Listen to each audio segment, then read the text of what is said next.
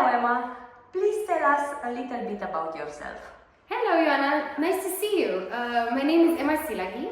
I am a fashion and textile technologies graduate, and I have a degree in textile engineering, and I am currently affiliated with Ecoop Hub, which is a sustainable cooperative for sustainable artisans, and I am also partnering with different educational projects in sustainable fashion as well as a recycling company.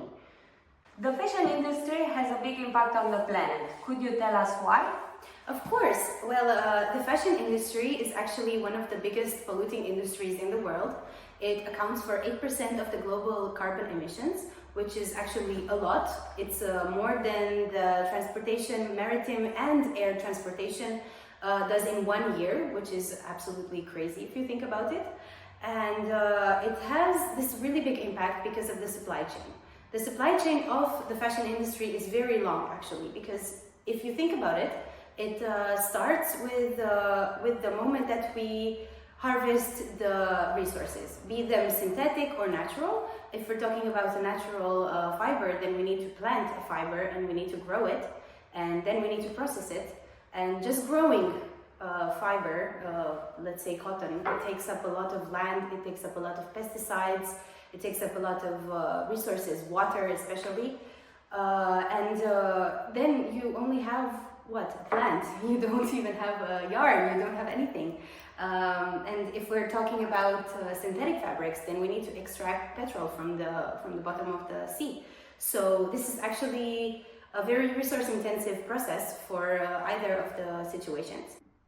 So if we take that into account, then we have to process these natural raw materials. We have to process them into yarns, which takes up a lot of resources again, a lot of machines, because it's not an easy process. And then we only have a yarn, so we have to create a textile. Then again, we have to take a bunch of machines and a bunch of energy and a bunch of resources to create a textile. And then when we are done, we only have a textile. This needs to be dyed, this needs to be treated with different chemicals for different purposes. And then we need to ship it all across the world, and we need to create a garment out of it. Usually the workers that are doing this are very, very underpaid as well. And there's a lot of shipping emissions that come through in the supply chain as well, because none of these processes are done in the same place. Afterwards, we are going to buy the textile or the clothing, and we are going to use it. And the moment we use it, we need to wash it, right? We need to do all sorts of things with it, which takes up even more resources. And then most of us end up throwing it away, or not thinking about it.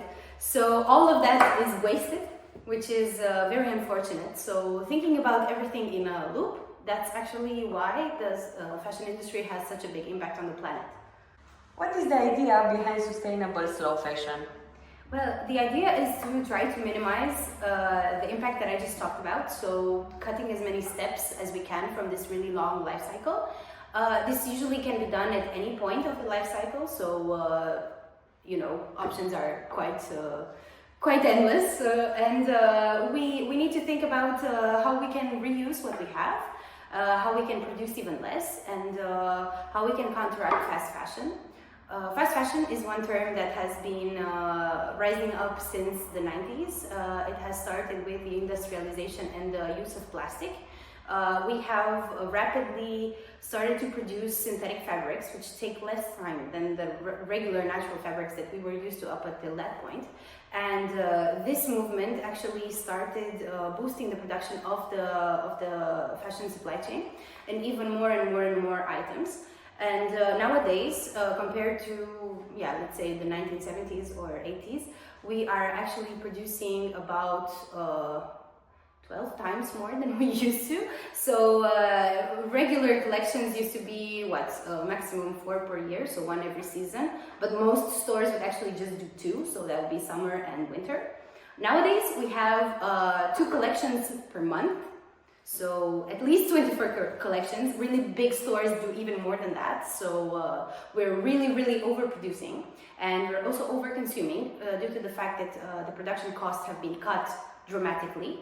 And of course, the planet and the workers have to suffer because of this, and that's very unfortunate.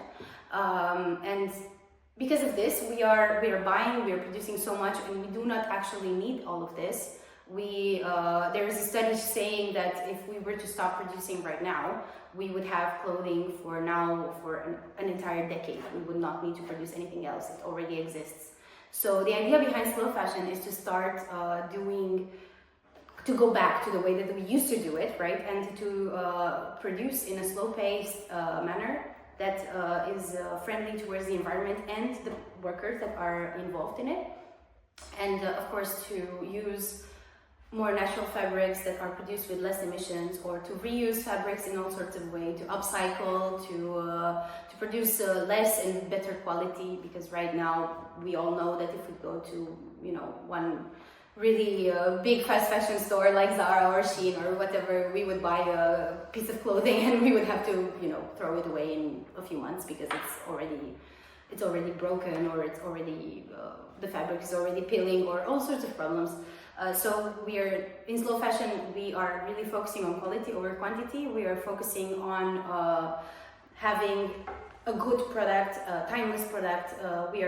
We're steering away from trends, which is really important as well. And we are really looking at the way we source the things that we do.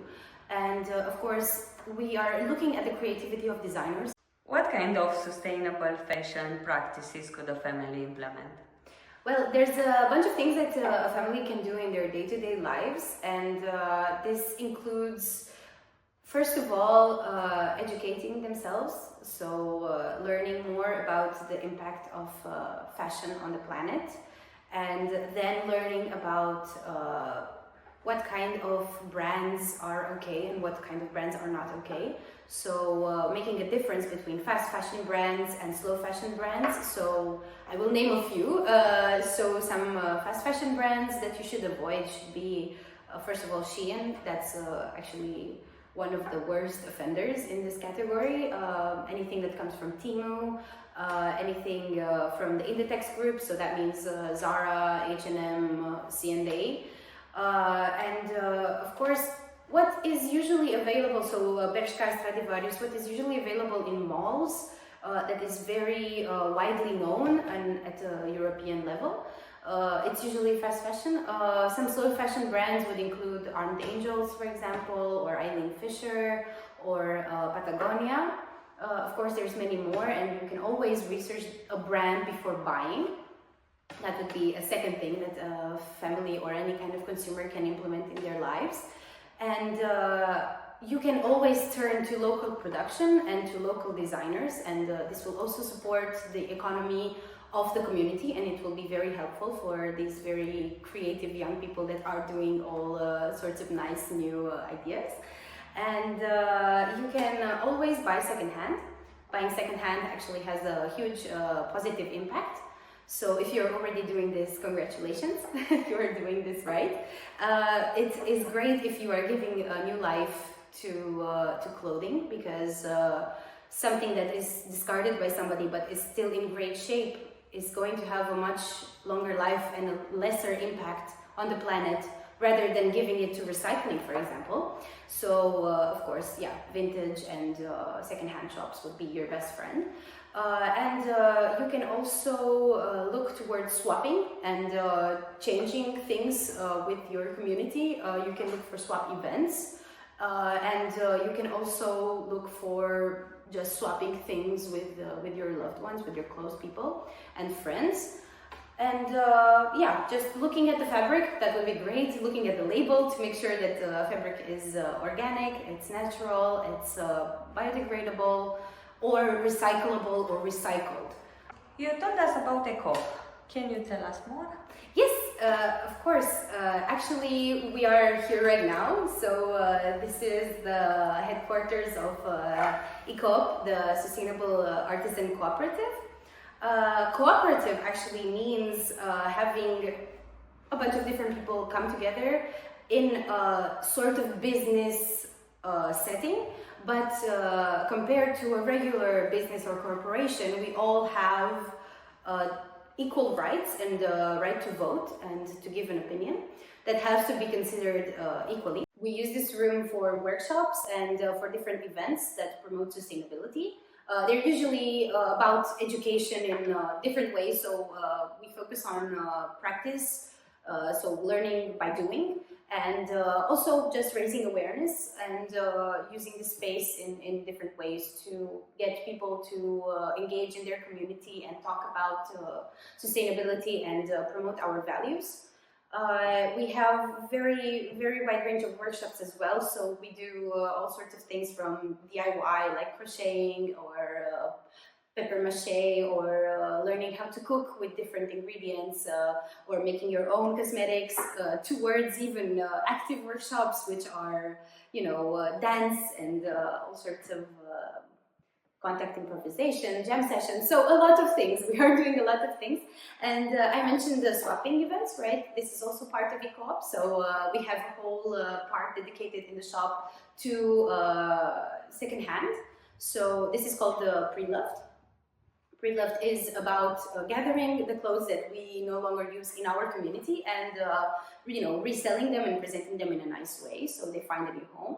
And every season we organize swapping events, so we encourage people to come and to leave their stuff that they no longer want and find new things to go home with and be happy.